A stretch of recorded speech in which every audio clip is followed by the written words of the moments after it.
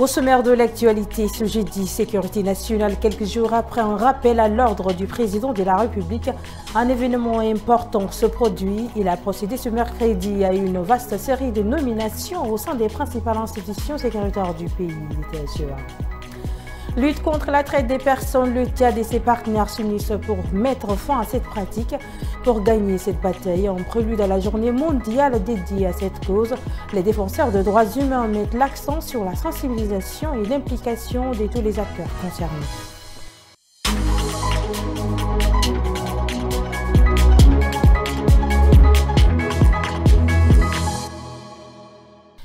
Bienvenue à tous. Lors d'une réunion sécuritaire d'urgence tenue ce 19 juin, le président de la République, Mahamat Idriss Déby Itno, s'est indigné face à la montée de l'insécurité dans le pays et appelé les responsables à l'ordre. Un mois plus tard, ce mercredi, il a procédé à une vaste série de nominations au sein des principales institutions sécuritaires du pays. Plusieurs institutions étaient dans le viseur, notamment la Direction générale de la police nationale, la gendarmerie nationale, la Direction générale des renseignements et d'investigation, l'Agence nationale des titres sécurisés. On a fait le point avec Melasso Emmanuel.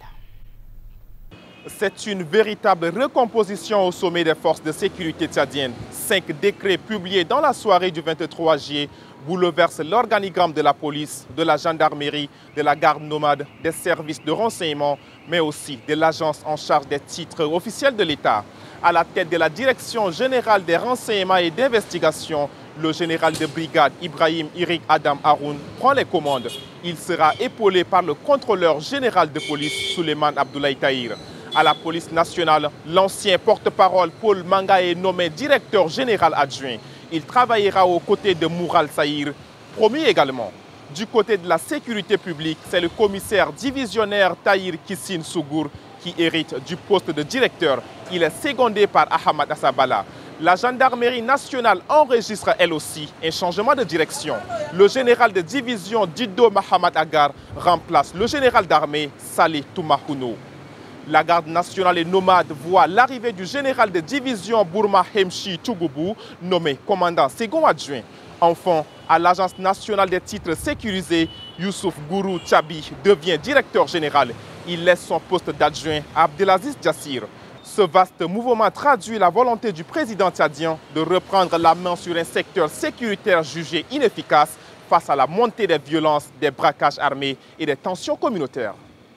En prélude à la journée mondiale dédiée à la lutte contre la traite des personnes célébrée tous les 30 juillet, la Commission nationale de lutte contre la traite des personnes et ses partenaires organisent du 23 au 30 juillet une semaine de commémoration basée sur une large sensibilisation.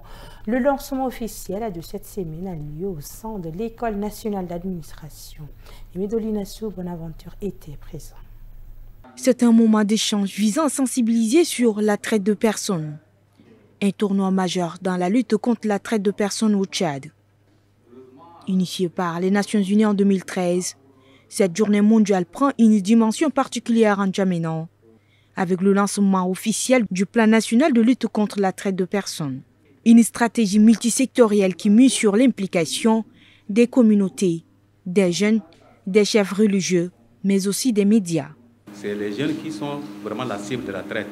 Et donc l'objet de cette séance, cette rencontre, c'est d'échanger donc afin que nous puissions connaître comment la traite se pratique donc au Tchad, quelles sont donc la manière de procéder, quelles sont donc les stratégies que mènent donc les auteurs pour donc perpétuer ou perdurer donc cette pratique qui est la traite. Et donc, nous allons échanger autour de ces différents thèmes afin que nous appuyions donc les autorités à mieux lutter contre cette pratique, contre ce phénomène. Au programme, séminaires, campagnes radiophoniques, panels avec des étudiants et des actions de terrain pour impliquer tous les acteurs à différents niveaux. Un élan national pour affirmer l'engagement du Tchad à défendre les droits humains et à dire non à l'exploitation. Le ministre de la Fonction publique et de la Concertation sociale, Abdoulaye Mboudombami, a lancé les activités du comité technique chargé de la révision ciblée et accélérée du Code de travail. Le coup d'envoi est donné dans les locaux de l'Office national pour la promotion de l'emploi. Guémé Moussa, Guidé Dieu, Atarana Legardi.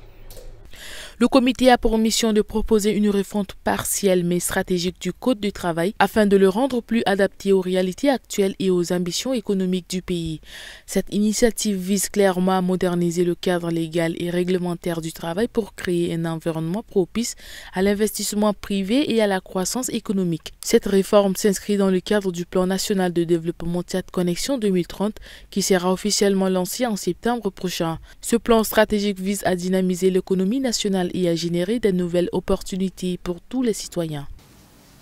Cette démarche est urgente car elle vise à aligner rapidement notre législation sur les exigences du PND pour créer sans délai des conditions favorables aux investissements privés. La révision générale du Code du travail constitue une première étape de nos activités car nous avons la mission de poursuivre la révision des autres textes, à savoir le Code de sécurité sociale, le statut général de la fonction publique et la convention collective générale. Dans les jours à venir, une série d'ateliers thématiques sera organisée pour préparer et adopter le projet de révision ciblé du Code du travail. Ces ateliers offriront un espace privilégié de concertation, d'échange et de réflexion. Toute autre chose à présent, le trésor public de la ville de Sarre a été ravagé par un incendie ce 23 juillet. Les flammes dont l'origine reste encore inconnue se sont déclarées au premier étage du bâtiment.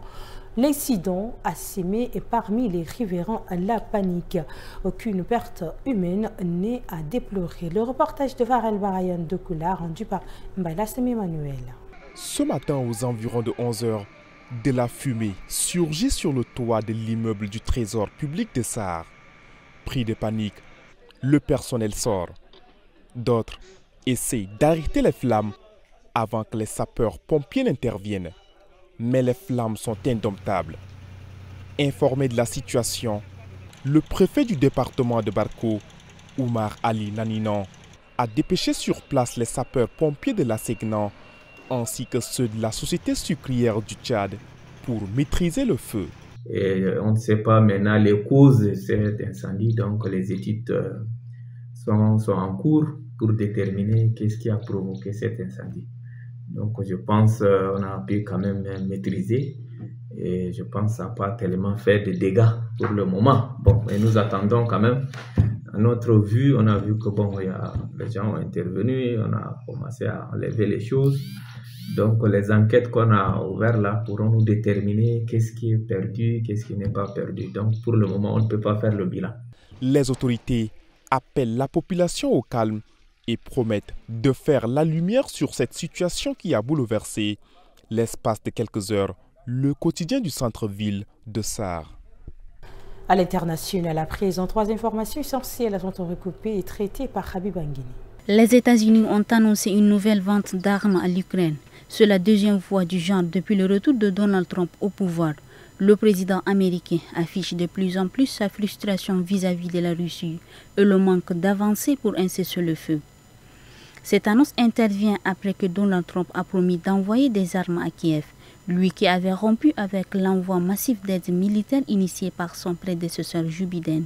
La vente d'armes qui a été notifiée par le département d'État au Congrès américain pour approbation comprend des pièces détachées et des équipements divers pour les missiles de défense anti-aérienne du type Hawk et des véhicules blindés Bradley. Au Burkina Faso, 5 jours après la libération de 2 journalistes de la chaîne télé BF1 arrêtés arbitrairement, ce sont 2 autres confrères qui ont pu rentrer chez eux. 2 journalistes de l'AJB, l'association des journalistes du Burkina Faso, qui ont recouvré la liberté ce lundi 21 juillet, après 4 mois d'enrôlement forcé.